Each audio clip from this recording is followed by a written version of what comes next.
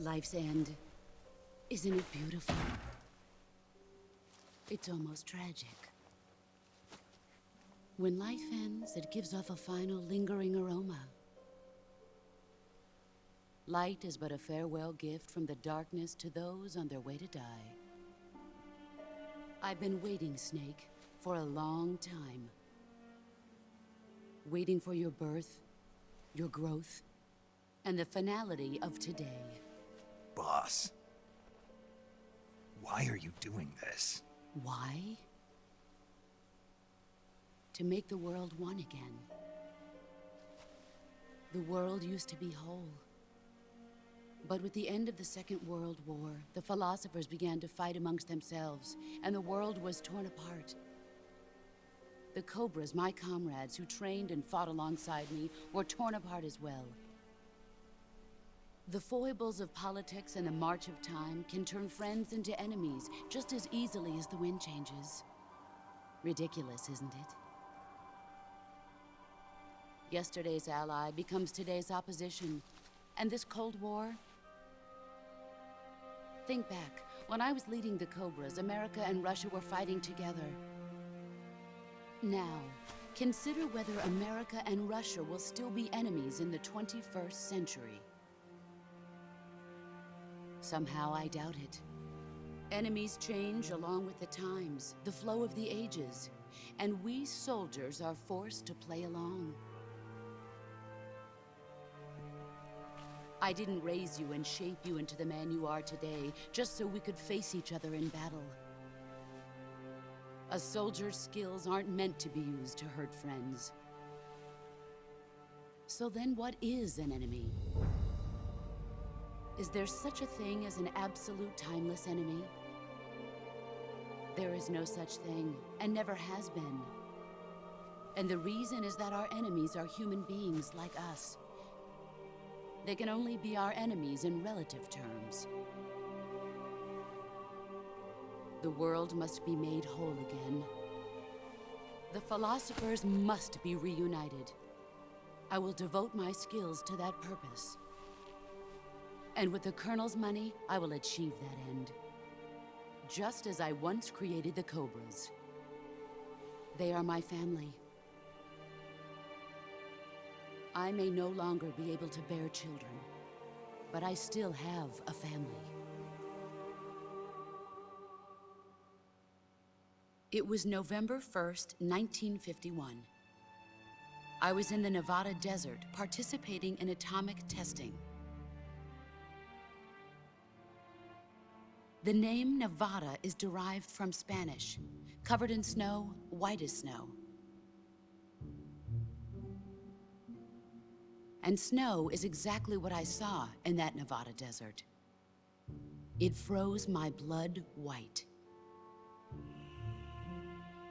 Snake, you were an atomic test subject, weren't you? On Bikini Atoll. That's part of the reason I was drawn to you. You and I are alike. We're both slowly being eaten away by the karma of others. We'll never have the chance to die peacefully of old age. We have no tomorrow. But we can still have hope for the future. In 1960, I saw a vision of the ideal future from space. 3 years earlier, the Soviet Union had succeeded in launching Sputnik, the first man-made satellite in history, into orbit. This came as a huge shock to the United States. In response, America threw everything it had into its own manned spaceflight project, the Mercury program. Even as the Soviets seemed poised to send their first man into space, America was still experimenting with chimpanzees and rockets. The government wanted human data. So they secretly decided to send a human being into space. I was the one they chose. At the time, they didn't have the technology to block out cosmic rays, and whoever they sent up would inevitably be exposed to heavy radiation. That's why they chose me. After all, I'd already been irradiated once. Of course, you won't find any of this in the history books. I could see the planet as it appeared from space. That's when it finally hit me. Space exploration is nothing but another game in the power struggle between the US and the USSR. Politics, economics, the arms race, they're all just arenas for meaningless competition. I'm sure you can see that, but the Earth itself has no boundaries. No East, no West, no Cold War. And the irony of it is, the United States and the Soviet Union are spending billions on their space programs and the missile race, only to arrive at the same conclusion. In the 21st century, everyone will be able to see that we are all just inhabitants of a little celestial body called Earth. A world without communism or capitalism, that is the world I wanted to see. But reality continued to betray me.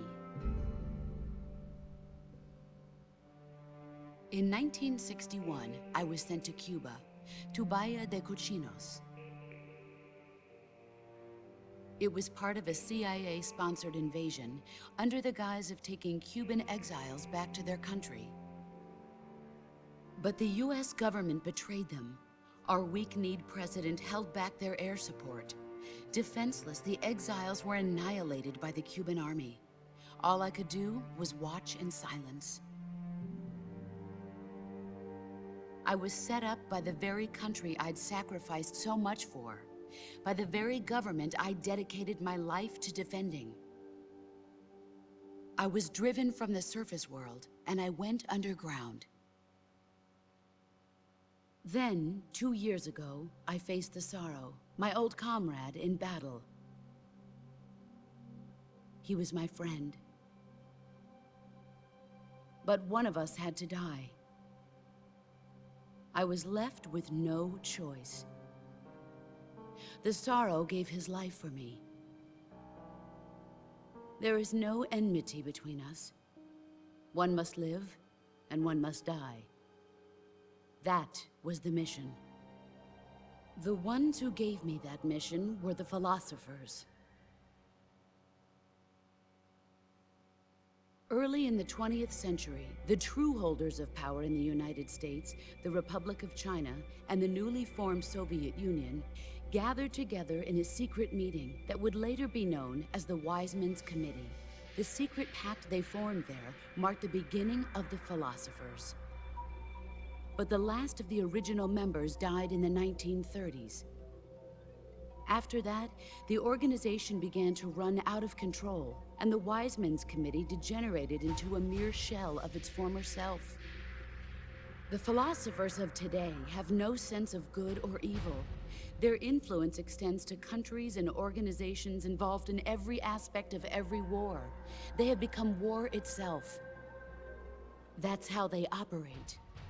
The sacrifices of war cause a shift in the times. This shift leads to renewed conflict, and in turn triggers the next war.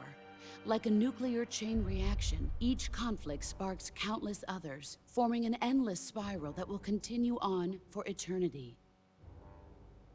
Do you understand what I'm saying, Snake? By consuming me and you, the philosophers intend to keep that cycle going forever. It was my father who explained all of this to me. He was one of them. You see, I am the last remaining child of the philosophers. But after he revealed the truth, my father was killed by that same shapeless, formless organization. And my father isn't the only thing the philosophers have taken from me. In June of 1944, the Cobras and I took part in the landing at Normandy. We'd been given a top-secret mission to locate and destroy enemy V-2 rocket installations. I was pregnant at the time. The sorrow was the father. I gave birth on the field of battle. a beautiful baby boy. But my child was snatched away from me by the philosophers.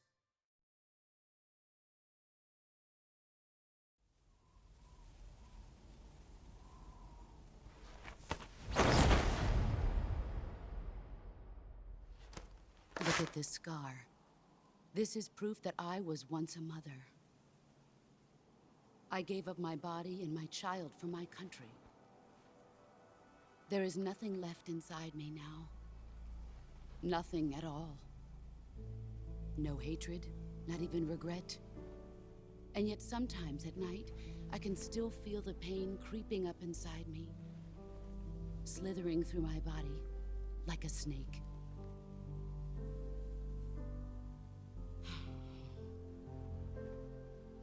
I've never talked this much about myself before.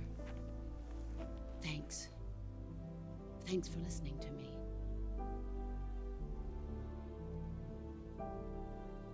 I feel content. Snake, commence the operation. I raised you. I loved you. I've given you weapons, taught you techniques, endowed you with knowledge. There is nothing more for me to give you. All that's left for you to take is my life, by your own hand. One must die, and one must live. No victory, no defeat.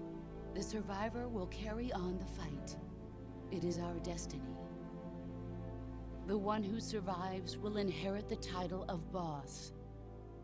And the one who inherits the title of boss will face an existence of endless battle. I'll give you 10 minutes. In 10 minutes, MiGs will come and bomb the hell out of this place. If you can beat me in less than 10 minutes, you'll be able to escape in time. Let's make this the greatest 10 minutes of our lives, Jack. Boss. You're a soldier. Finish your mission. Prove your loyalty. Face me. I come. Excellent, Jack.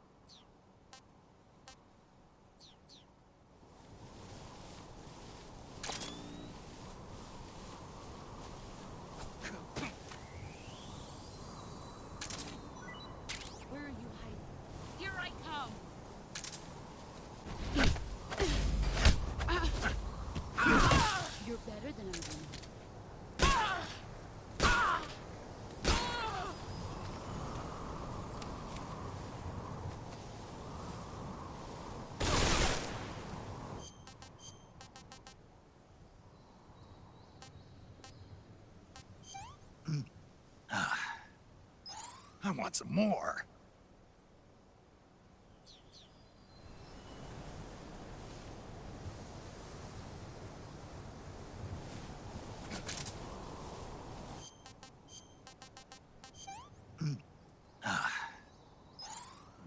Delicious.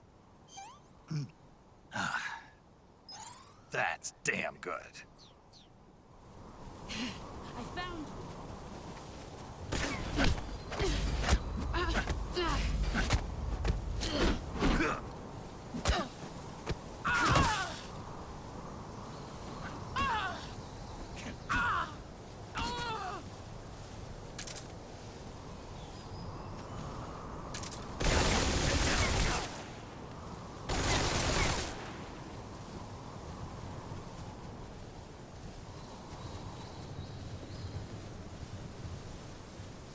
Get ready!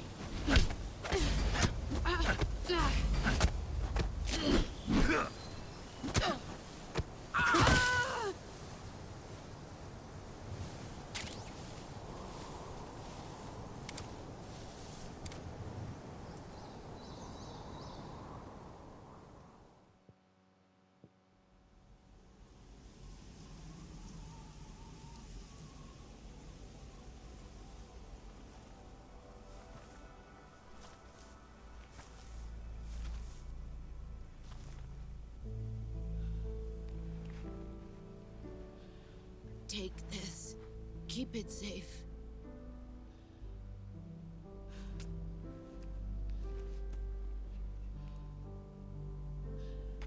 It's our only hope.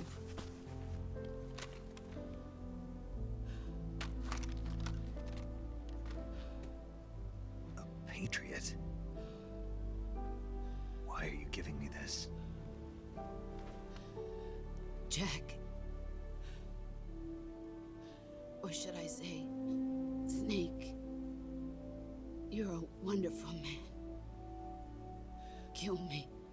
Kill me now. Do it.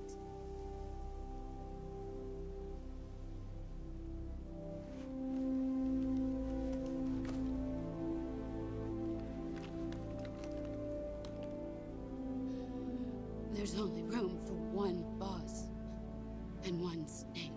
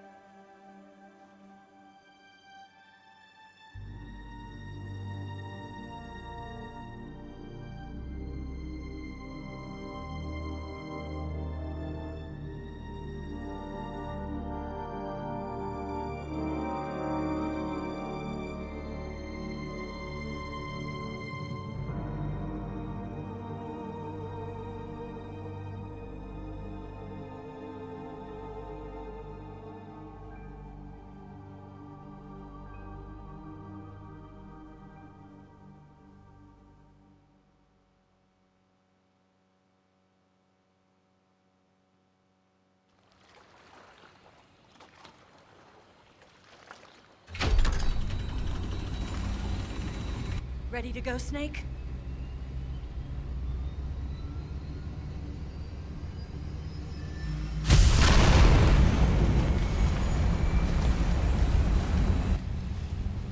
Are you okay? Snake? Yeah.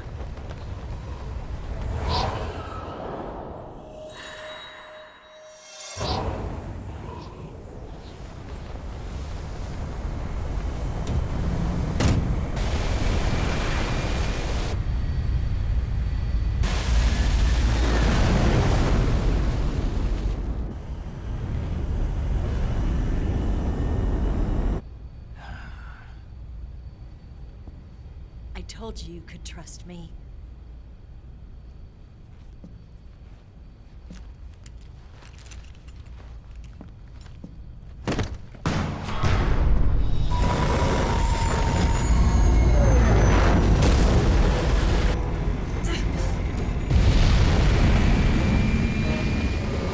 Snake! Ocelot! We're not done yet.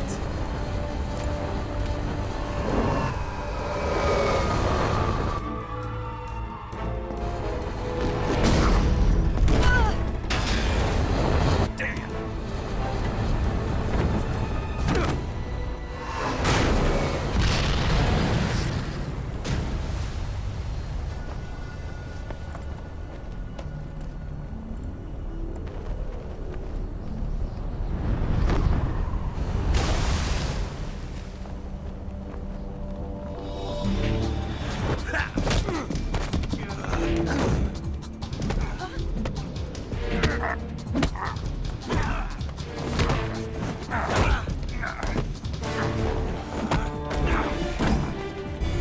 Too heavy!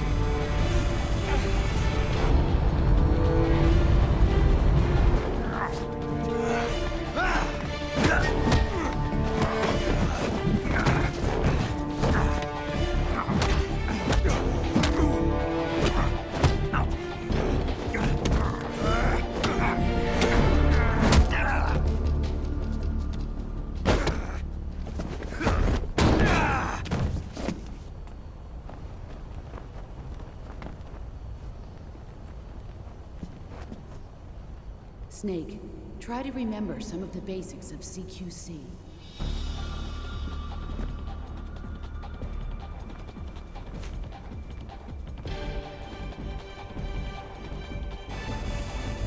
Not good!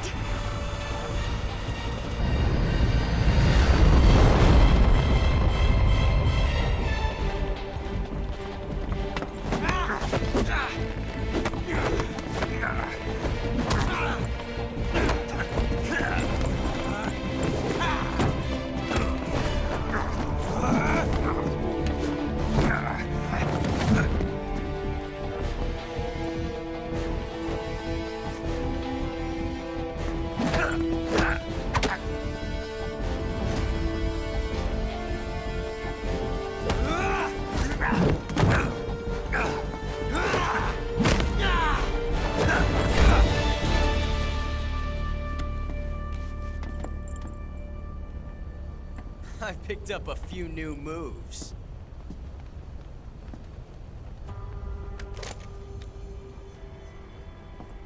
Huh. It doesn't feel right to shoot an unarmed man. But I'll get over it. Eva!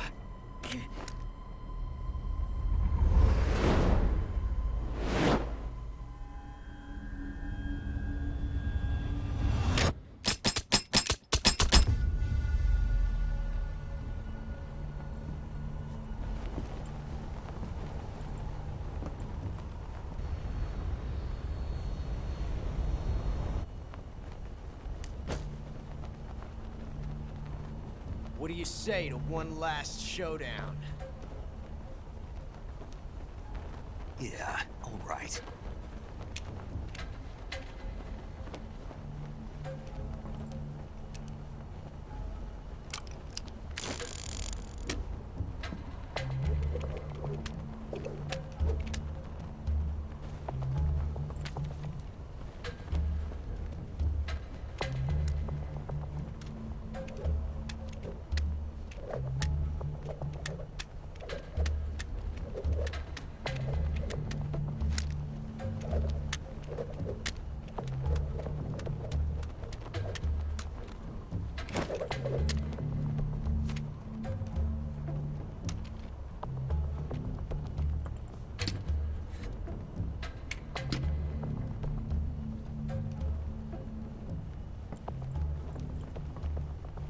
What's your name?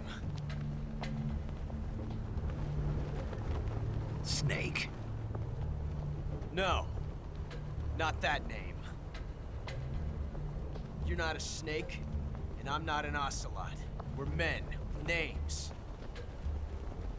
My name is Adamska. What's yours? John. Very well, John. Plain name. But I won't forget it.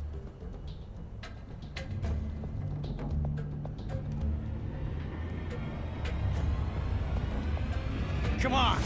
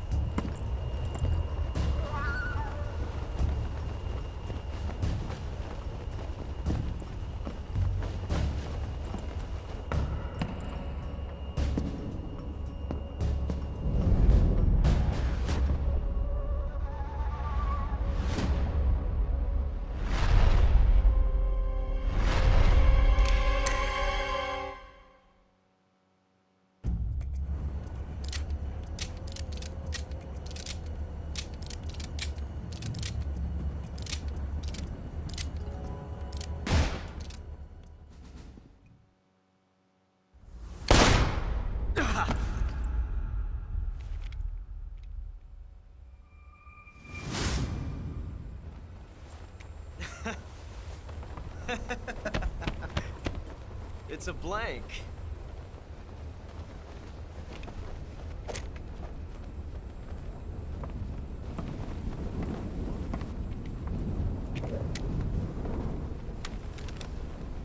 That was fun. Till we meet again, John.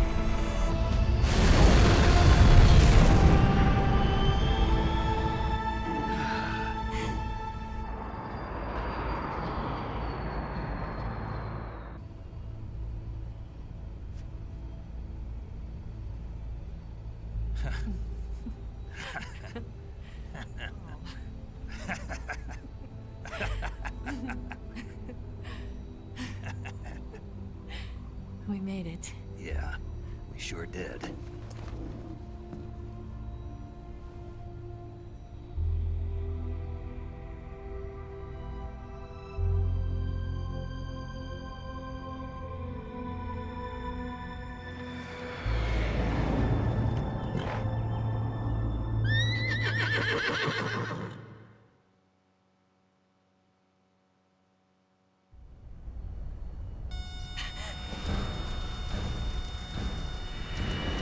Oh no, Mix!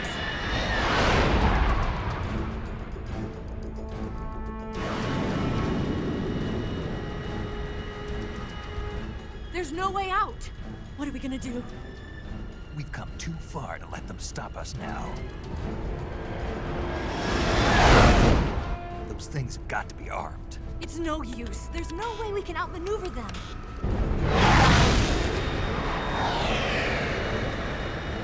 They're gonna shoot us down. We were so close. Weapon systems on. Locked on target. I got towed. You were great, Eva. Huh? Thanks.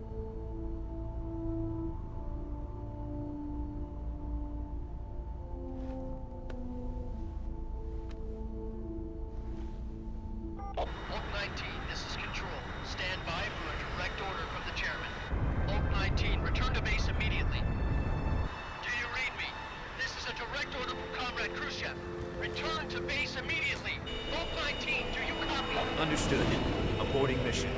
RTB. Look! The MiGs, they're turning back! Woo!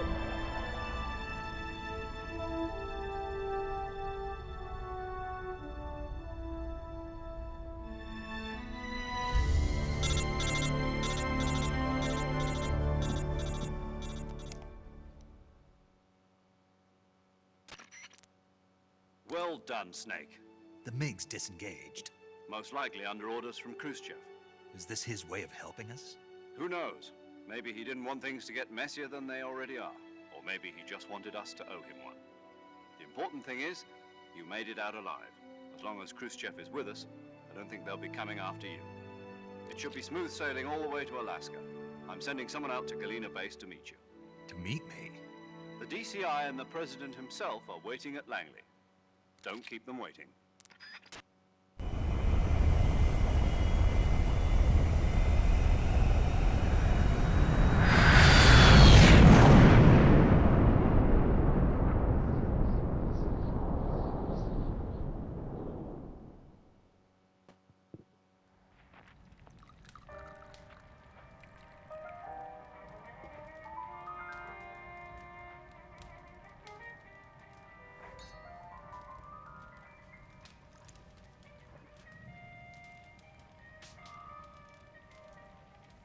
So what are you going to do now?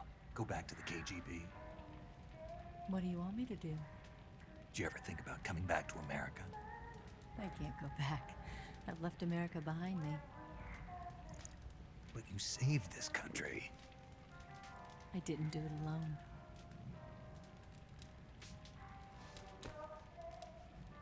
And I still owe you a dinner.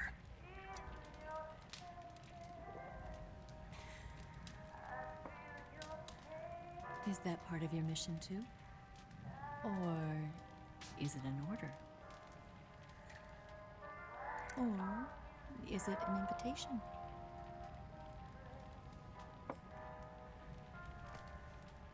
Or a proposal?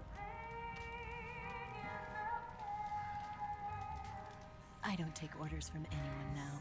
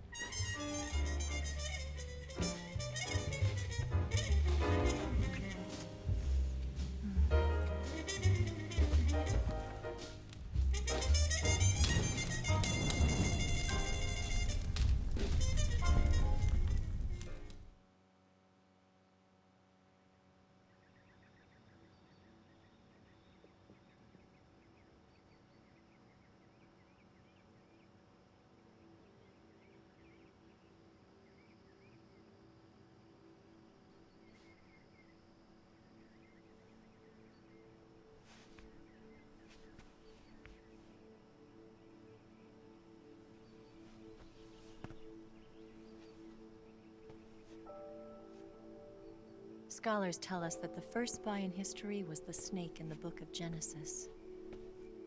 In that story, it was Eve who was tempted by the snake in the Garden of Eden. But this time around, it was I who tempted the snake and got away with the forbidden fruit of knowledge. Forgive me, Snake.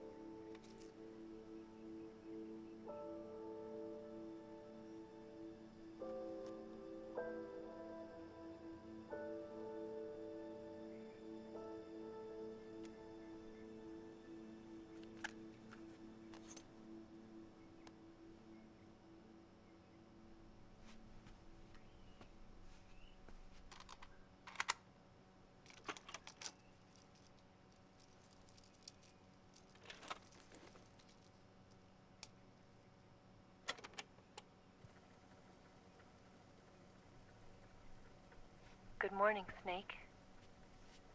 I hope you slept well. First of all, I have to apologize. I wasn't sent by Khrushchev. I'm not a KGB spy, and I never worked for the NSA. I'm an agent of the People's Republic of China for the General HQ 2nd Department of the People's Liberation Army. It was all a lie. I tricked you. And I'm sorry.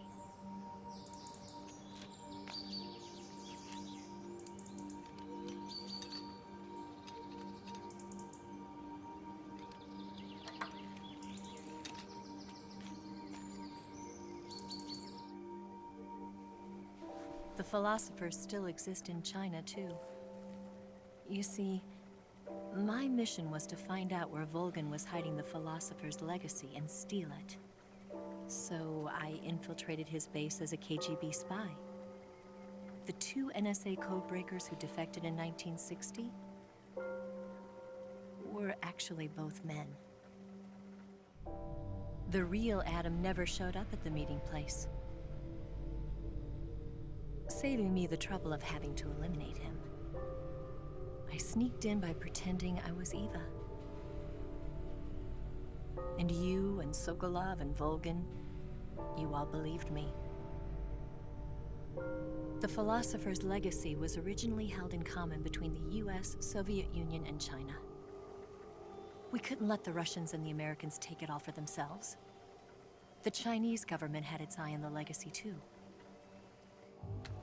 I got the film containing the legacy, and also the nuclear missile launch data from the Shagohod. 5 years ago, the Soviet Union stopped supplying us with nuclear weapons technology. Since then, China's Liaodong easing, hydrogen bomb, and space rocket projects have fallen behind. But with this data, our country will be able to develop its own nukes. We'll create a deterrent force to rival those of the US and Soviet Union. Everything has gone according to plan, thanks to your help. I too am one of the philosophers. I'm an agent of the philosophers, a graduate of one of their charm schools. I was raised in a joint US-Soviet-Chinese facility to become a sleeper agent. This was before the war. Back then, they were collecting children from all over the world. As a result, I'm indistinguishable from a native-born American. So it didn't surprise me when you and Volgin couldn't tell the difference. But she knew right from the beginning. She knew because before the war, she was at one of the philosopher's schools too, as an instructor. The boss was the only one I couldn't fool. She was the only one who knew I was a fake. She told me everything. Why did she open her heart to me like that? At the time, I couldn't understand it. But now, I think I do. Snake. She wanted you to know the truth. She chose me to tell you. That's why she saved my life. I've lied to you so many times, but not this time. My orders from the government were to obtain the legacy and to eliminate everyone who knew the truth about what happened. In other words, I'm supposed to kill you.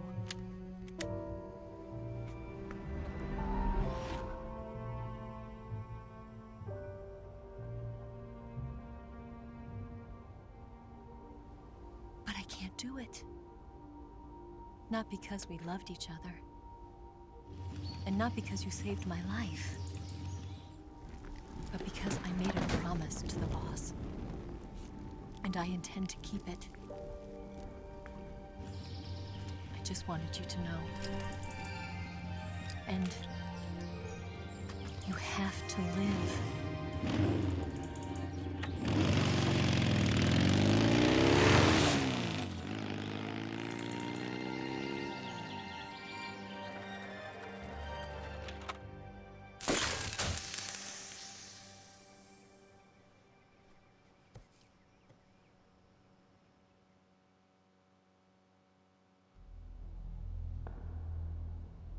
Snake, Listen to me. She didn't betray the United States.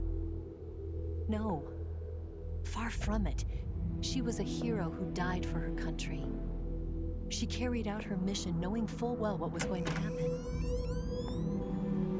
Self-sacrifice. Because that was her duty.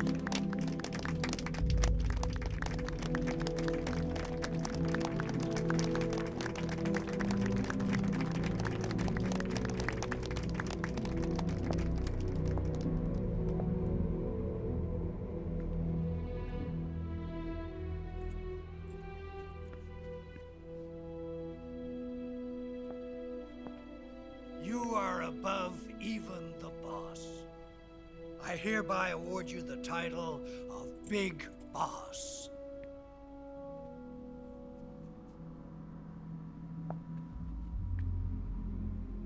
You are a true patriot.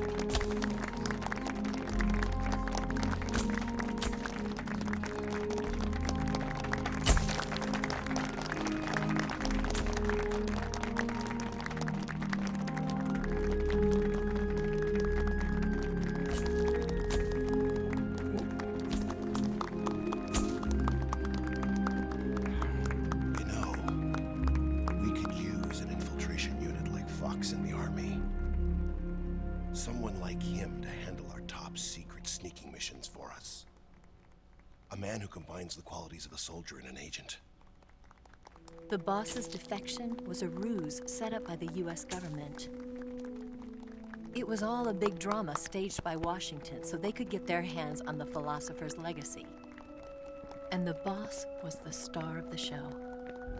They planned it so that they could get the legacy that Colonel Volgin inherited and destroy the Shagohod at the same time.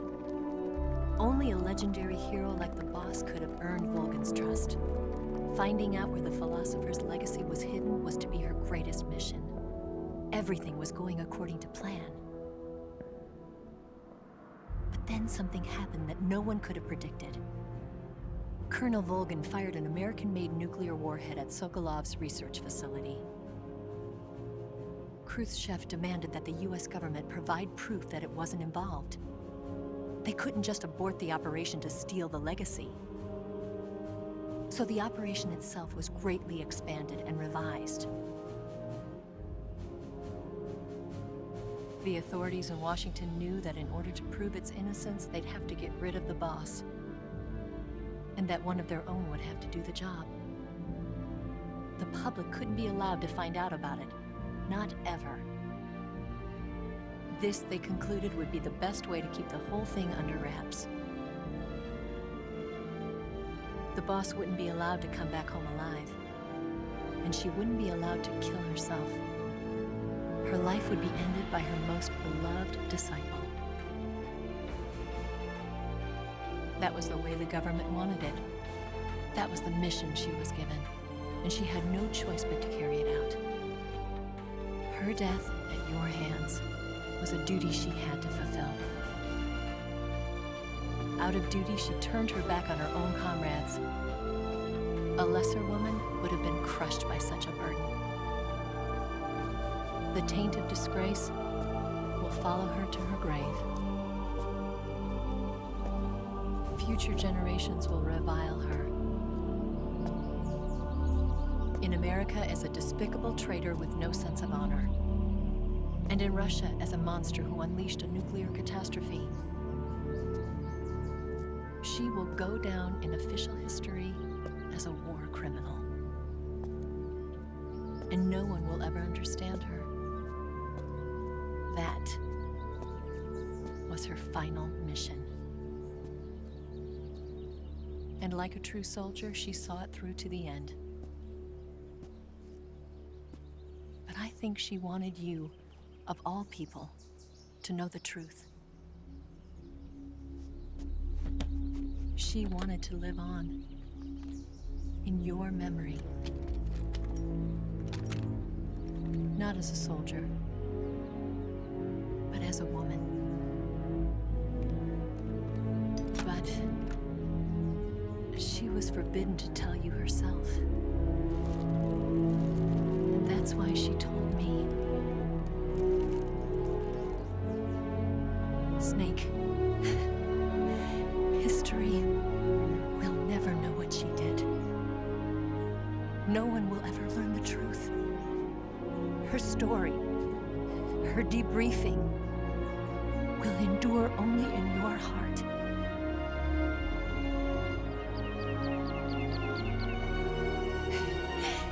Everything she did for her country. She sacrificed her life and her honor for her native land. She was a real hero. She was a true patriot.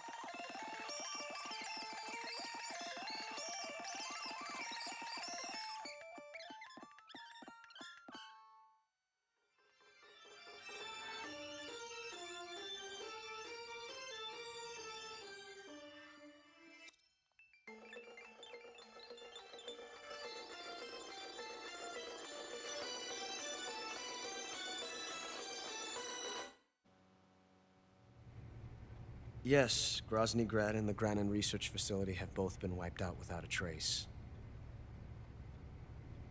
I understand, sir, but they were necessary sacrifices. Yes, the CIA has taken care of the boss themselves.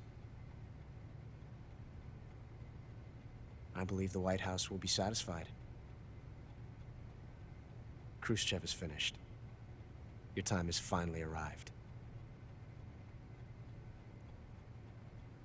Yes, the American president is relying on us to keep a lid on the whole affair. We've got him by the balls. It should make a valuable trump card in future negotiations. Yes, Chief Director, of course. I'll keep the KGB informed.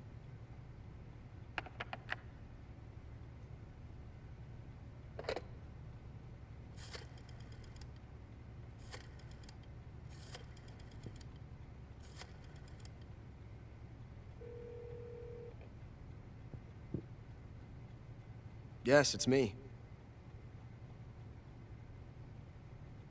The boss has accomplished her mission. The philosopher's legacy is now safely with us, in America's hands. With this money, yes, the philosophers can finally be revived. The film we handed the Chinese was a fake.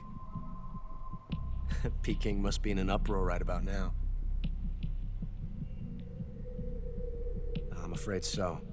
Only half the money has made it back to the United States. The KGB must still have part of the legacy. Yes, the weapon has been reduced to ashes. That's right.